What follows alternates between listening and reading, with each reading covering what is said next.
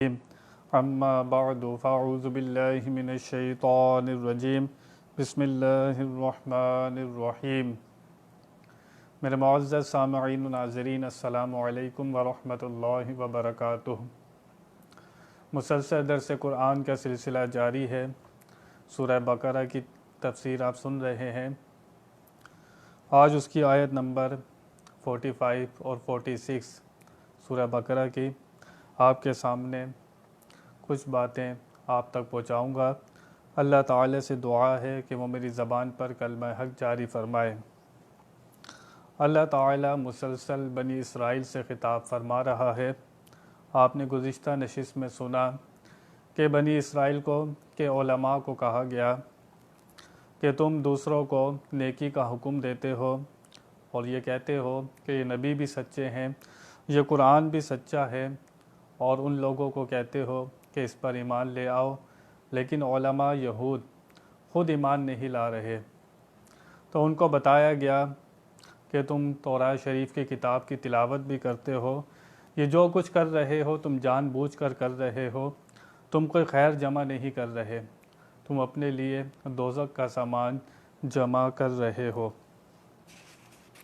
آج جو آیت مبارکہ ہے، اس سے پہلے بنی اسرائیل کو نماز قائم کرنے، زکوٰۃ دینے اور جماعت کے ساتھ نماز پڑھنے کا حکم دیا گیا تھا۔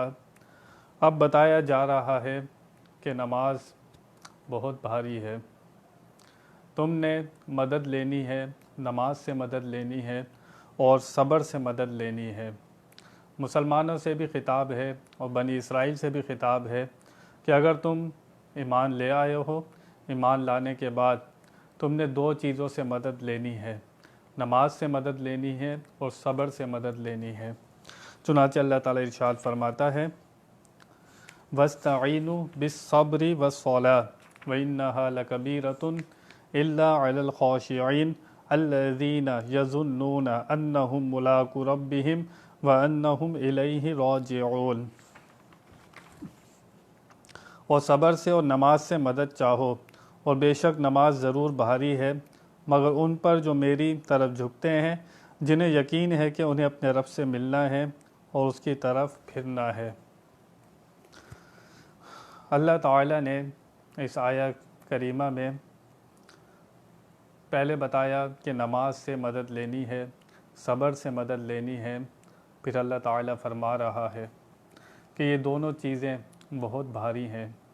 پھر اس کا اللہ تعالیٰ نے علاج بھی بتایا ہے کہ یہ چیزیں کس پر بھاری نہیں ہیں، جو اللہ تعالیٰ سے ڈرتا ہے، جس کے دل میں خشوع اور خضوع ہے، اور جو یقین کرتے ہیں کس بات پر کہ ہم نے اللہ تعالیٰ سے ملاقات کرنی ہے اور ہم نے اسی کی طرف لوٹنا ہے۔ اس سے پہلے بتایا گیا تھا کہ نماز قائم کرو، زکوٰۃ دو، تو یہ چیزیں بظاہر بہت بھاری ہیں، لیکن اللہ تعالیٰ نے اس کا علاج بھی بتایا، اس کی تدبیر بھی بتائی کہ کیسا علاج کرو گے تو یہ چیزیں آسان ہو جائیں گی۔ فرمائے استعینوا، اس کا مطلب ہوتا ہے مدد مانگنا، حاصل کرنا، بذریعہ صبر و نماز کے ذریعے مدد حاصل کرنا۔ اللہ تعالیٰ نے لفظ فرمایا واستعینوا، استعانت مدد مانگنا، اور یہ مدد حاصل کرنا کس سے مدد لینی ہے؟ اللہ فرما رہا ہے بالصبر، صبر سے، صبر سے مدد لینی ہے، اور والصلاۃ، نماز سے مدد لینی ہے۔ یہ دو چیزوں سے مدد لینے کا ذکر فرمایا جا رہا ہے۔ پر کوئی پریشانی آ گئی ہے، مشکل کا شکار ہو گئے ہو تو گھبرانا نہیں ہے۔ ہم تمہیں دو ہتھیار بتا رہے ہیں، یہ ہتھیار ایسے ہتھیار ہیں اگر یہ تمہارے ہاتھ میں ہو تو تم دنیا میں بھی کامیاب ہو سکتے ہو، آخرت میں بھی کامیاب ہو سکتے ہو۔ یہ دو ہتھیار کون سے ہیں؟ ایک صبر کا دامن نہیں چھوڑنا، ایک نماز کا دامن نہیں چھوڑنا۔ صبر کے معنی ہے روکنا۔ صبر کے معنی کیا ہوتے ہیں؟ روکنا اپنے آپ کو۔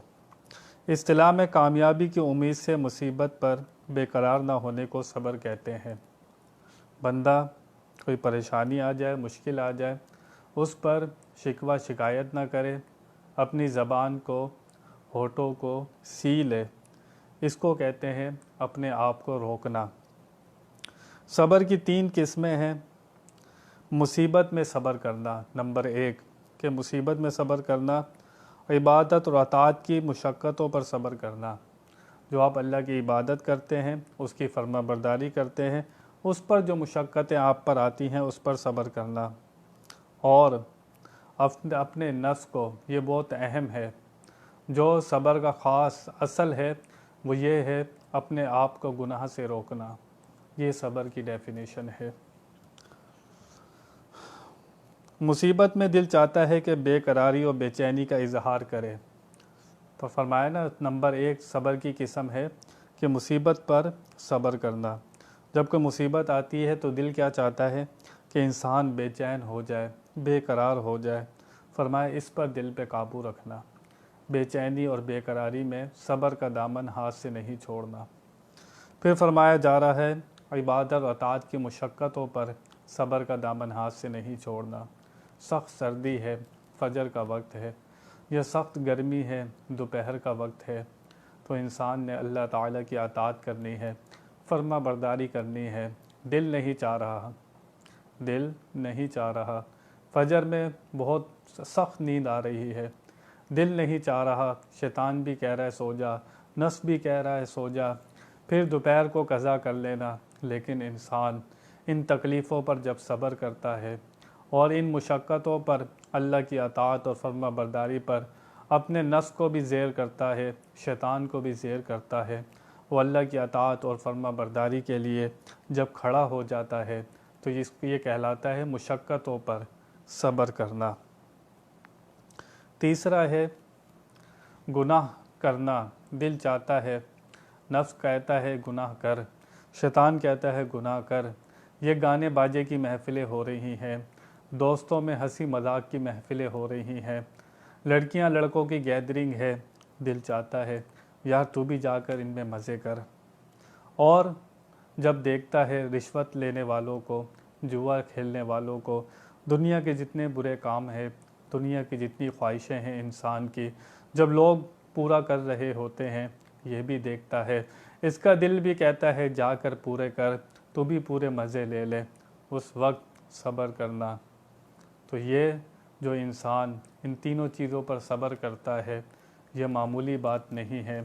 جب وہ ان سے مدد لیتا ہے، صبر سے مدد لے رہا ہے کہ اللہ کی نافرمانی نہ ہو جائے، گناہ نہ ہو جائے، جو زبان سے کوئی غلط جملہ نہ نکل جائے کہ میرا رب مجھ سے ناراض ہو جائے۔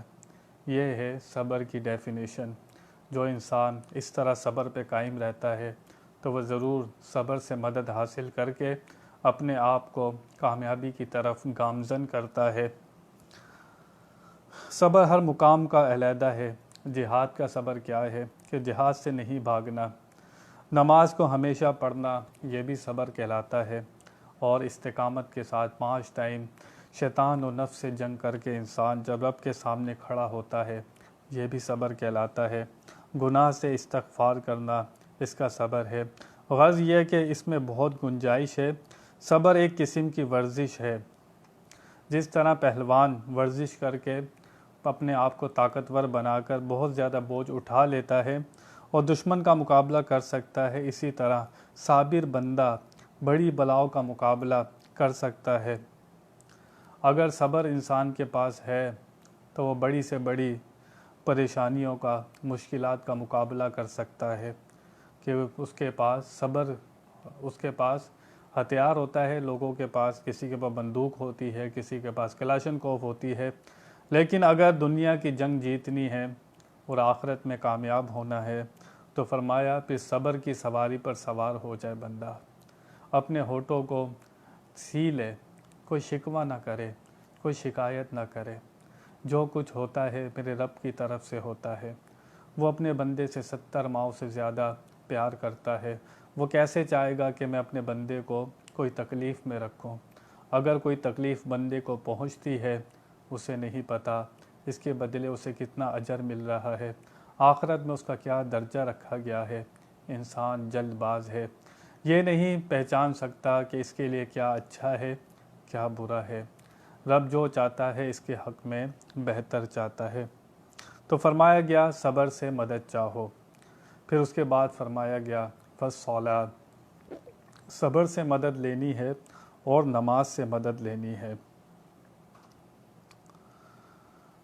جب انسان صبر کرے اور جب صبر اس سے کنٹرول نہ ہو اور بیقراری کی طبیعت ہو، صبر سے بھی مدد پوری طرح حاصل نہیں ہو رہی ہو، تو اسے چاہیے پھر نماز سے مدد لے، نماز پڑھنے کے لیے کھڑا ہو جائے۔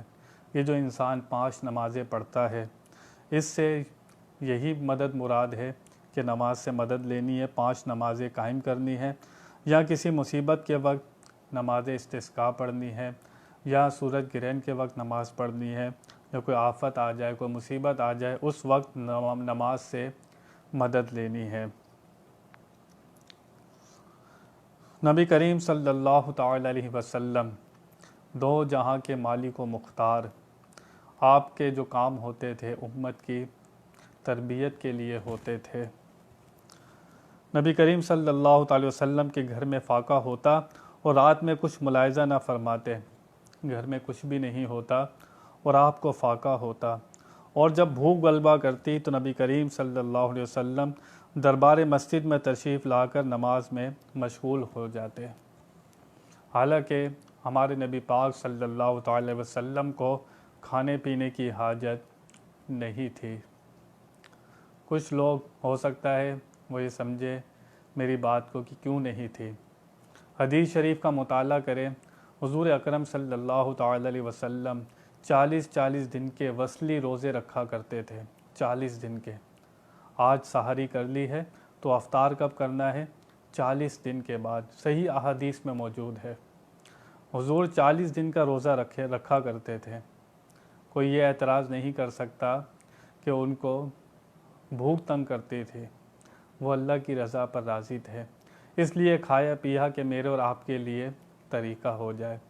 کبھی اپنے جیسا بشر نہیں سمجھنا، وہ بے مثل بشر ہیں، بے مثال بشر ہیں، ہم جیسے بشر نہیں ہیں۔ تو لیکن امت کی تربیت کے لیے امت کو تعلیم دینی تھی۔ فرمایا کہ جب کوئی مصیبت آ جائے، تنگی ہو، اللہ کی طرف سے آزمائش ہو، تو اس کے سامنے آپ نماز کے لیے کھڑے ہو جائیں۔ پھر صبر سے بھی مدد لینی ہے، نماز سے بھی مدد لینی ہے۔ انسان کو 2 ہتھیار بتائے جا رہے ہیں، اگر یہ ہتھیار اس کے پاس ہوں گے تو وہ کامیابی سے اس دنیا میں مقابلہ کر سکتا ہے۔ پریشانیوں کا، غموں کا، ٹینشنوں کا، لوگوں کی باتوں پر صبر، انسان کو کتنا صبر کرنا ہے۔ جو لوگ صبر کرتے ہیں، جو لوگ اس کو جانتے ہیں، اس پر عمل کرتے ہیں، ان کو فائدہ بھی بہت ہوتا ہے۔ ان کو پتہ ہے کہ صبر ایسا ہتھیار ہے کہ جس بڑے سے بڑے دشمن سے لڑنے کے لیے کافی ہوتا ہے۔ حضرت ابن عباس رضی اللہ تعالی عنہ فرزند کی وفات کی خبر سن کر نماز میں مشغول ہو گئے اور اس کو اتنا دراز کیا کہ جب لوگ دفن کر کے لوٹے تب آپ فارغ ہوئے۔ لوگوں نے اس کی وجہ پوچھی تو آپ نے فرمایا کہ مجھے اس فرزند سے بہت محبت تھی، میں اس کی جدائی کا صدمہ برداشت نہ کر سکتا تھا اور نماز میں مشغول ہو کے اس صدمے سے بے خبر ہو گیا۔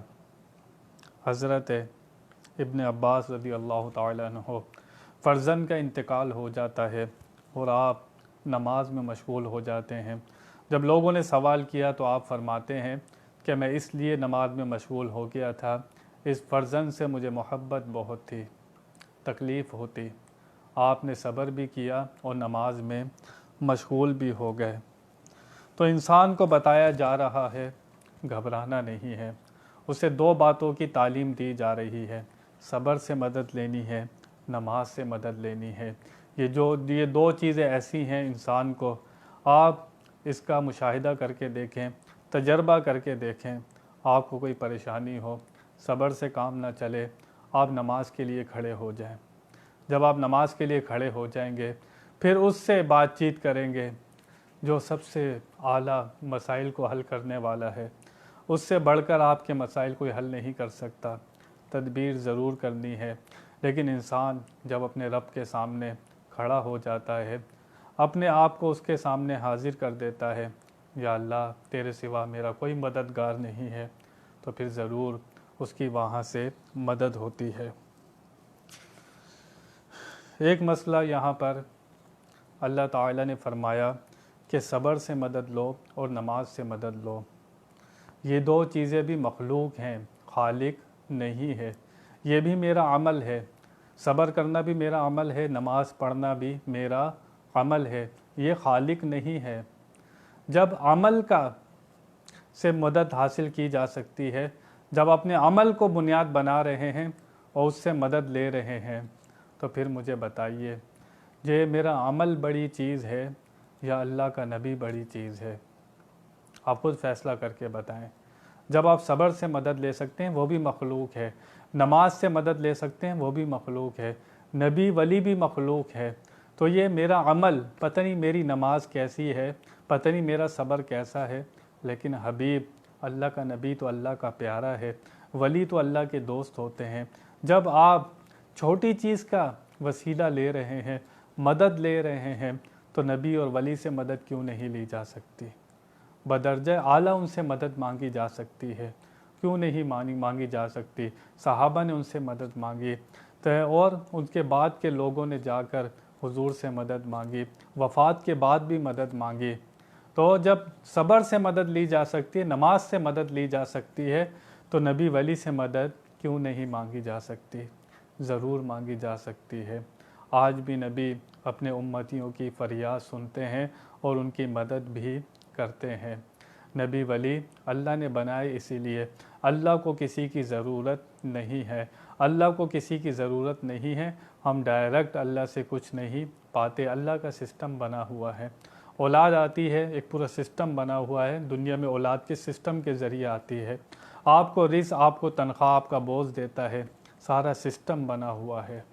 تو اللہ تعالیٰ چاہے تو سب کچھ ڈائریکٹ ہو سکتا ہے، لیکن اللہ تعالیٰ نے اس کائنات کا پورا ایک نظام بنایا، سسٹم کے ذریعے، وسیلے کے ذریعے ہر چیز ایک دوسرے کو حاصل ہوتی ہے۔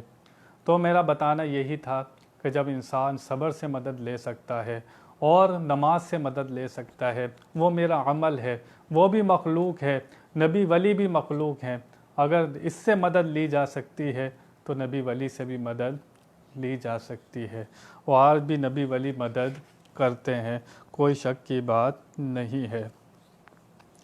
اللہ تعالیٰ نے صبر کا ذکر کر کے، نماز کا ذکر کر کے پھر فرمایا وَإِنَّهَا لَكَبِيرَةٌ، فرمایا یہ دونوں چیزیں بہت بھاری ہیں، نماز بھی بہت بھاری ہے، صبر بھی بہت بھاری ہے، پر کس پر نہیں ہے یہ بھی بتا دیا، إِلَّا عَلَى الْخَاشِعِينَ، مگر ان پر بھاری نہیں ہے جن کے دل میں خشوع اور خضوع ہے۔ جو لوگ اللہ سے ڈرتے ہیں، جن کو پتہ ہے کہ ہم نے اللہ تعالیٰ سے جا کر ملاقات کرنی ہے، اللہ تعالیٰ کو جواب دینا ہے، اس پر نہ صبر بھاری ہے نہ نماز بھاری ہے۔ اللہ تعالیٰ آگے ارشاد فرماتا ہے الذین یظنون انہم ملاقو ربہم وانہم الیہ راجعون، نماز اور صبر اس پر بھاری نہیں ہے جس کو یقین ہے کہ اس نے رب سے ملاقات کرنی ہے اور اسی کی طرف لوٹنا ہے۔ انسان کو بتا دیا گیا، بنی اسرائیل سے خطاب ہے کہ ان کو یہ بہت بھاری لگتا تھا نماز پڑھنا، صبر کرنا، لیکن مسلمانوں کے لیے بھی یہ دو کام آسان نہیں ہے۔ آج ہمارے لیے بھی نماز پڑھنا، صبر کرنا آسان نہیں ہے، لیکن اللہ تعالیٰ نے اس کا علاج بھی بتا دیا۔ اگر تمہارے پاس یہ چیزیں ہیں تو یہ نماز تم پر بھاری نہیں ہوگی، کہ تم یقین کر لو اس بات پر کہ تم نے رب سے ملاقات کرنی ہے اور تم نے اسی کی طرف پلٹنا ہے۔ جب اس کیفیت کے ساتھ انسان نماز پڑھتا ہے تو ضرور جب اذان ہوگی مسجد سے، اذان تو مؤذن دیتا ہے لیکن وہ بلاوا اللہ تعالیٰ کا ہوتا ہے، وہ اسی کا فرمان ہوتا ہے جو مؤذن کی زبان سے ادا ہو رہا ہوتا ہے۔ تو اسی لیے نماز اس پر بھاری نہیں ہوگی، وہ فوراً کھڑا ہو جائے گا۔ کیوں کھڑا ہو جائے گا؟ اس کو یقین ہوگا کہ میں نے رب کے حضور جا کر جواب دینا ہے، جو کچھ کر رہا ہوں میں نے اس سے ملاقات کرنی ہے، آج بھی کوئی کام آپ کے ذمے، کوئی آپ کا پیارا ہو جس سے آپ محبت کرتے ہیں، جس کو آپ دل سے چاہتے ہیں، آپ کے ذمے کوئی کام لگا دے، وہ آپ بغیر کام کیے اس کے پاس جانا پسند کریں گے؟ آپ یہی چاہیں گے پہلے میں اس کا کام کر دوں پھر اس سے جا کر ملاقات کروں۔ اللہ تعالیٰ نے بھی انسان کے ذمے نمازیں فرض کی ہیں کہ انسان اس کو ادا کرے، 5 نمازیں پڑھے اور صبر سے مدد چاہے۔ تو انسان جب اللہ تعالیٰ سے محبت کرنے کا دعویٰ کرتا ہے پھر اس کو یقین ہونا چاہیے کہ میں اس کے پاس خالی ہاتھ کیسے جاؤں گا۔ جو کام اس نے میرے ذمے لگایا تھا میں اس کو پورا کر کے اللہ تعالیٰ کی بارگاہ میں جاؤں گا۔ تو اللہ تعالیٰ نے علاج بھی بتا دیا۔ کل کو یہ نہیں کوئی کہہ سکتا کہ نماز بہت بھاری ہے۔ اللہ خود فرما رہا ہے کہ صبر بھی بہت بھاری ہے، نماز بھی بہت بھاری ہے، لیکن اس پر نہیں ہے جس کے دل میں میری یاد ہو، جس کے دل میں سکون قائم کر دوں، جس کے دل میں خشوع اور خضوع ہو، اللہ کا ڈر ہو اور اس کو پتہ ہو، وہ اس بات پر یقین کرتا ہو کہ میں نے اللہ سے ملاقات کرنی ہے اور میں نے اسی کی طرف لوٹنا ہے، میں نے مر کے منہ اللہ کو دکھانا ہے۔ اس بات کو ذہن نشین کیجئے تو نماز پڑھنا انسان کے اوپر آسان ہو جائے گی، پھر یہ بھاری نہیں رہے گی۔ نماز میں دشواری کی وجہ یہ ہے کہ انسان کا دل میدان خیال میں آزاد پھرنے کا عادی ہے۔ انسان کا جو دل ہے وہ آزادی چاہتا ہے، پابندی نہیں چاہتا۔ وہ چاہتا ہے بس ادھر بھی دیکھوں ادھر بھی دیکھوں، لیکن انسان جب نماز پڑھنے کے لیے کھڑا ہوتا ہے اس کے ظاہری اعضاء پابند ہو جاتے ہیں۔ وہ کھانا چھوڑ دیتا ہے، پینا چھوڑ دیتا ہے، کلام کرنا چھوڑ دیتا ہے اور کسی طرف دیکھنا چھوڑ دیتا ہے۔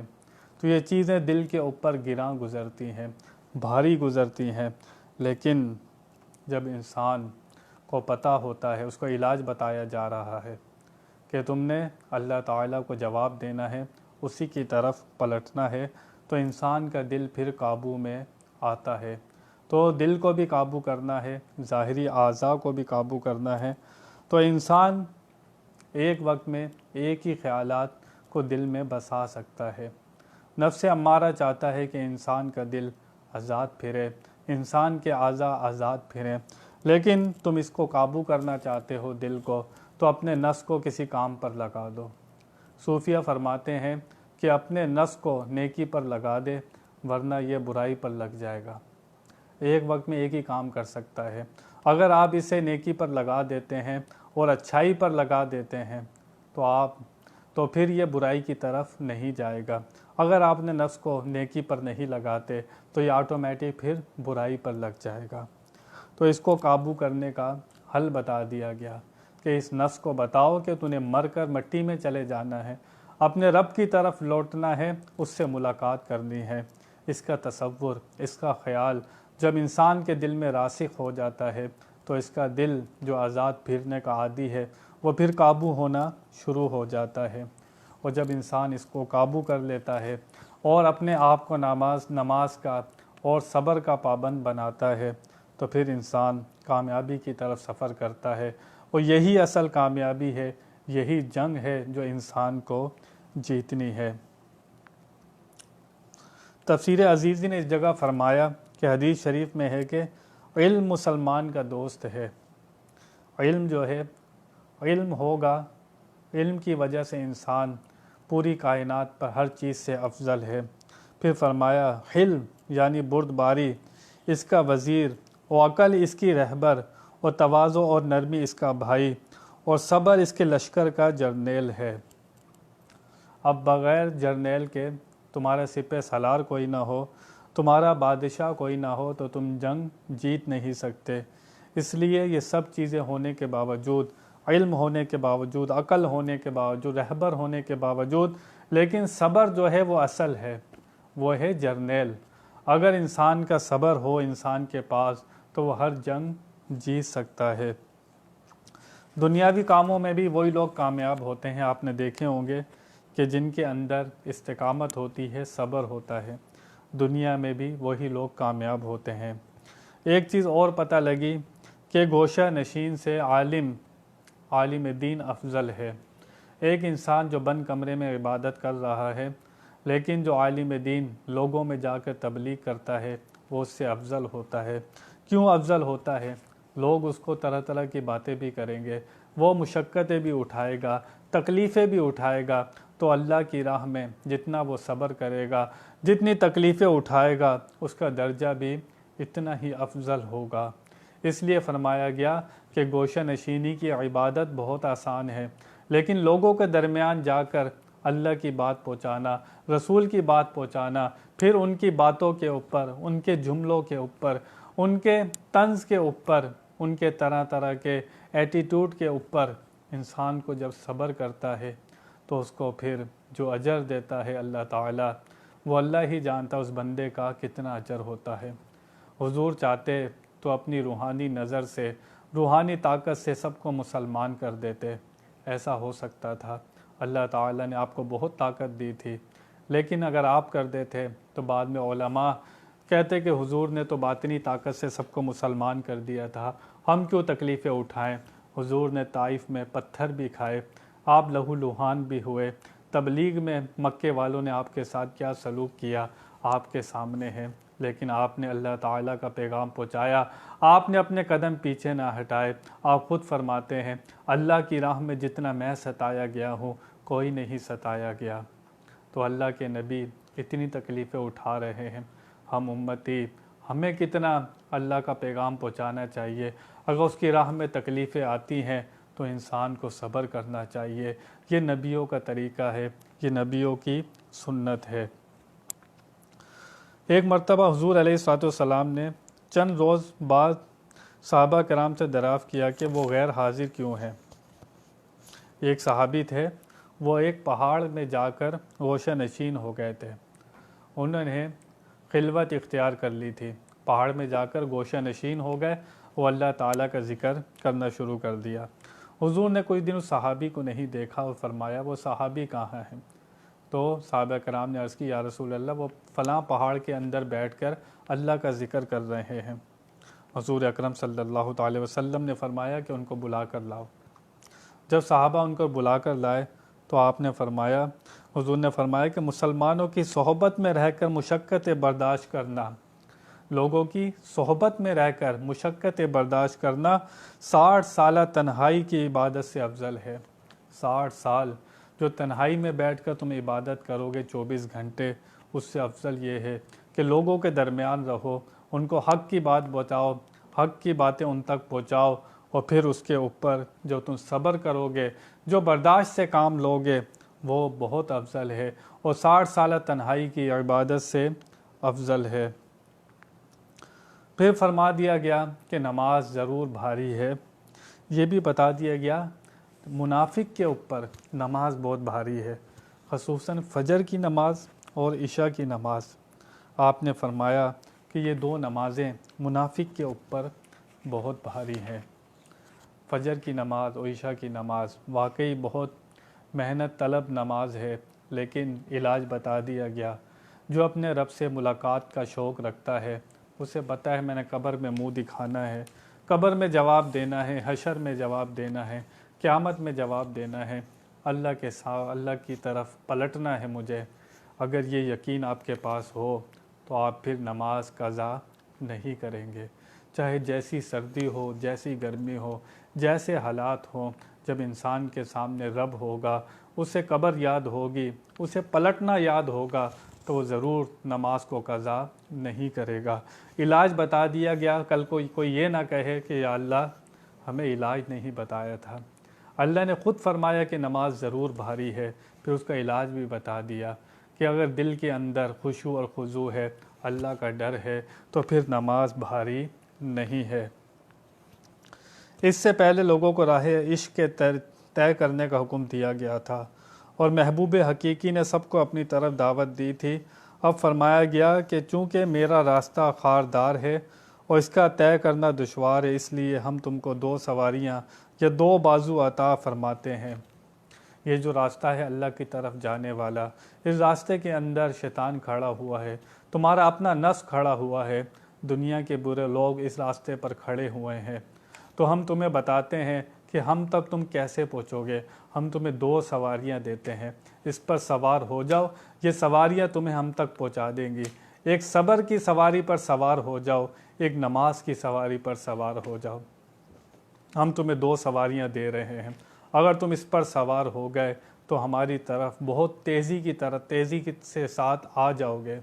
اگر تم اس پر سوار نہیں ہوئے تو یہ رستہ بہت خطرناک ہے، اس رستے پر بہت سارے لوگ کھڑے ہوئے ہیں، جب ان سواریوں پر تم سوار ہوگے تو اڑ کر تم ہمارے پاس پہنچ جاؤ گے، ہمارے پاس آ جاؤ گے۔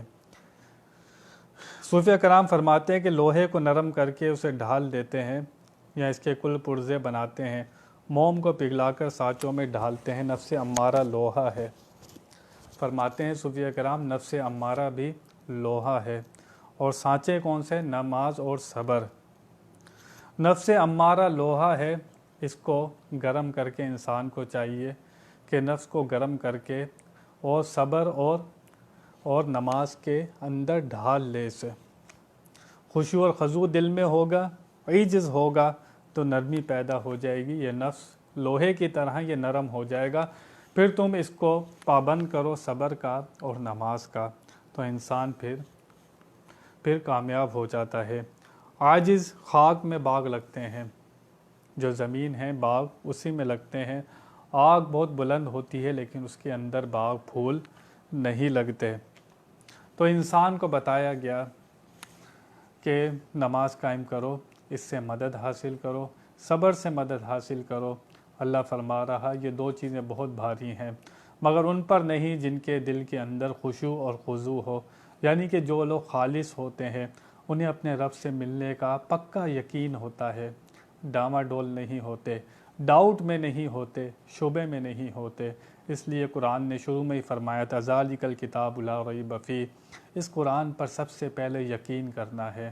جب انسان اس قرآن پر یقین کر لے گا تو جتنے احکام آگے بیان ہو رہے ہیں اسے دل سے اس کی تصدیق کرے گا، اور یہی اصل کام ہے کہ انسان اللہ کے ہر احکام کو دل سے اس کی تصدیق کرے، ایک ایک بات کو سچا جانے۔ اللہ تعالیٰ نے آپ کو علاج بھی بتا دیا، اس کی پرہیز بھی بتا دی، فرما دیا گیا کہ انسان کو چاہیے کہ اپنے دل کے اندر اللہ کا خوف پیدا کرے، تو یہ نماز اس کے لیے آسان ہو جائے گی۔ صبر کا دامن نہیں چھوڑنا، ان اللہ مع الصابرین، بے شک اللہ صبر کرنے والوں کے ساتھ ہوتا ہے۔ وہ نماز پڑھنے والوں کے ساتھ نہیں ہوتا، حج کرنے والوں کے ساتھ نہیں ہوتا، زکوٰۃ دینے والوں کے ساتھ نہیں ہوتا، کیونکہ صبر بہت بڑی منزل ہے، یہ عام منزل نہیں ہے۔ امام کربلا کو دیکھیں آپ، امام حسین کو کربلا میں آپ نے دیکھا، وہ کس صبر کی منزل پر تھے، وہ اللہ تعالیٰ سے کیسے راضی تھے، اللہ نے ان کی کیسی مدد فرمائی۔ ہمارے گھر میں ایک میت ہو جائے، ہم لوگ صلح کے اوپر آ جاتے ہیں، 72 تن آپ نے قربان کر دیے اللہ کی راہ میں، لیکن آپ کے موقف میں، آپ کے جو موقف تھا اس کے اندر لچک نہیں آئی، آپ اسی طرح اس پر ڈٹے رہے۔ تو یہ انسان کو سوچنا چاہیے کہ اللہ تعالیٰ صبر کرنے والوں کے ساتھ ہوتا ہے، کیونکہ ہو سکتا ہے وہ نماز تو پڑھ رہا ہو لیکن وہاں حاضر نہ ہو اس کا دل، لیکن صبر ایسی چیز ہے کہ انسان اس کے اندر جھوٹ اور مکاری نہیں کر سکتا۔ نماز میں، زکوٰۃ میں اور جتنے چیزیں ہیں اس کے اندر ریاکاری ہو سکتی ہے، دکھاوا ہو سکتا ہے، لیکن صبر کا تعلق بندے کے دل کے ساتھ ہے۔ وہ اللہ تعالیٰ تمہاری صورتوں کو نہیں دیکھتا، تمہارے دلوں کو دیکھتا ہے، تمہاری نیتوں کو دیکھتا ہے۔ تو صبر کا تعلق انسان کے دل کے ساتھ ہے۔ اللہ تعالیٰ کو پتہ ہے یہ کتنا صبر کرنے والا ہے، یہ میرا کتنا شکر کرنے والا ہے، ان سب کا تعلق بندے کے دل کے ساتھ ہے۔ تو اللہ تعالیٰ بندے کے دل کو دیکھتا ہے، پھر فرماتا ہے ان اللہ مع الصابرین، میں صبر کرنے والوں کے ساتھ ہوتا ہوں۔ تو جو صبر کرتا ہے، یہ کتنی بڑی منزل ہے، انسان اس کی قدر نہیں جانتا، اس کو پہچان نہیں سکتا۔ جب اللہ تعالیٰ اس کے ساتھ ہوتا ہے، اس سے حاصل کیا ہوتا ہے؟ اللہ فرما رہا ہے میں صبر کرنے والوں کے ساتھ ہوتا ہوں۔ کیا مطلب؟ کیا اس کے دن اچھے ہو جاتے ہیں؟ نہیں، تکلیفوں کے پہاڑ اس کے اوپر گر جائیں، ظلم و ستم کے پہاڑ دنیا اس کے اوپر توڑ دے، لیکن وہ اپنے حق کے اوپر قائم رہتا ہے، استقامت کے ساتھ کھڑا رہتا ہے۔ اپنے نفس کو برائیوں سے روکتا ہے، اس لیے اللہ اس کے ساتھ ہوتا ہے۔ جب بندہ گناہوں سے بچتا ہے، گناہ نہیں کرتا، گناہ کی طرف نہیں جاتا، اللہ اس کے ساتھ ہوتا ہے۔ اور جب بندہ گناہوں سے بچ بچ کر زندگی گزارتا ہے، وہ لمحہ لمحہ دن میں پتہ نہیں کتنی مرتبہ وہ مر جاتا ہے، اس کو اپنے آپ سے جنگ کرنی پڑتی ہے، لیکن اللہ جب اس کے ساتھ ہوتا ہے تو اس کا ارادہ جب وہ پکا کر لیتا ہے، اللہ کی مدد اس کے ساتھ ہوتی ہے، پھر وہ برائیوں سے بچنا شروع ہوتا ہے اور اپنے نفس کو مزوں سے، لذتوں سے اور طرح طرح کے مزوں سے پھر بچا کر چلتا ہے۔ جب بچا کر چلتا ہے، اللہ فرما رہا ہے میں صبر کرنے والوں کے ساتھ ہوتا ہوں۔ آپ بھی چاہتے ہیں، میرے سننے والے ناظرین اور سامعین اگر یہ چاہتے ہیں کہ اللہ کی مدد ہمارے ساتھ ہو اور اللہ تعالی ہمارا مددگار ہو جائے، تو انسان کو چاہیے پھر حالات کیسے بھی ہوں اپنے زبان کو سی لے، اپنے ہونٹوں کو سی لے، کبھی شکوہ شکایت نہ کرے، بس یہ دیکھے وہاں سے جو کچھ ہو رہا ہے میرے حق میں بہتر ہو رہا ہے۔ ہمارا ہے کیا دنیا میں؟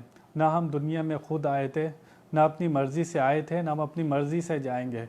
اسی نے بھیجا تھا، اسی کی طرف جانا ہے، اسی نے پیدا کیا۔ انسان کا اپنا ہے کیا؟ یہ اپنے گریبان میں جھانکے، اپنے دل میں جھانکے، اس کا اپنا کچھ بھی نہیں ہے۔ اسی نے اس کو کائنات میں بھیجا تھا، اسی نے اسے پیدا کیا تھا، سب کچھ اسی نے کیا، اس کا کچھ بھی نہیں ہے، نہ یہ کسی چیز کا مالک ہے۔ تو اس لیے بتا دیا گیا نماز ضرور بھاری ہے مگر اس پر نہیں جس کو یہ پتہ ہے میں نے اس کی طرف پلٹنا ہے۔ یہ ہمارا اصل مقام نہیں ہے، انسان کا اصل مقام جنت ہے۔ تو جس کی نظریں جنت پر ہوں، اللہ کے حکم پر ہوں، اللہ کی طرف اس کی نظریں ہوں، اس کا سارا ذہن اللہ کی طرف ہو، تو وہ بندہ کامیاب ہوتا ہے۔ تو ابھی آگے بیان جاری ہے، انشاءاللہ کل اگلا بیان کروں گا۔ علماء بنی اسرائیل سے اور بنی اسرائیل سے خطاب ہو رہا ہے، مسلسل آپ انہی کی باتیں سنیں گے، آگے تک آیتوں میں انہی کا ذکر آ رہا ہے۔ اللہ تعالی سے دعا ہے اگر بیان میں کوئی غلطی ہو اللہ کی بارگاہ میں توبہ کرتا ہوں۔ آخر دعوانا ان الحمد للہ رب العالمین۔